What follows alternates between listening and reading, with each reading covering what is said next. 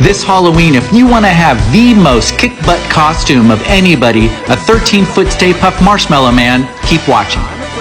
I got this 13-foot Stay Puft from Amazon. It's meant to just be on the lawn and just be stationary with the plug-in fan.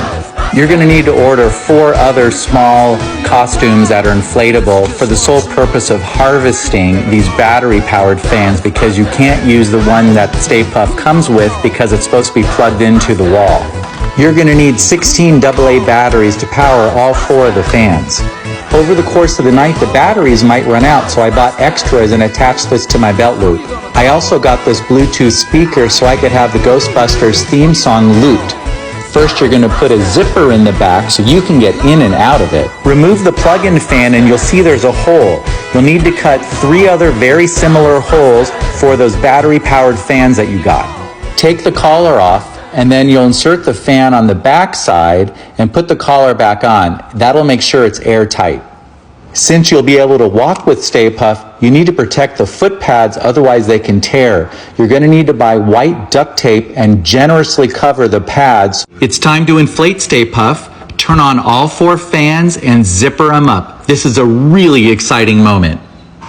Sit back and watch them come to life. One of our dogs was kind of curious. Now he's all blown up.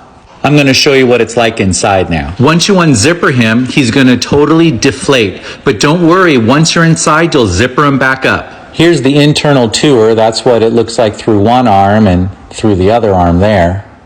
Because Stay Puft is so massive, it's pretty unstable trying to walk, so I bought these little clips or carabiners with these ropes and attached them to these cloth loops that came on the outside of Stay Puft, but I sewed them on the inside. The other end of these little ropes had clips and I attached them to my belt loops of my pants. My feet at the bottom have to fit into shoes, so again it doesn't tear the bottom of the pads. Here's a view of the 4 fans from the inside.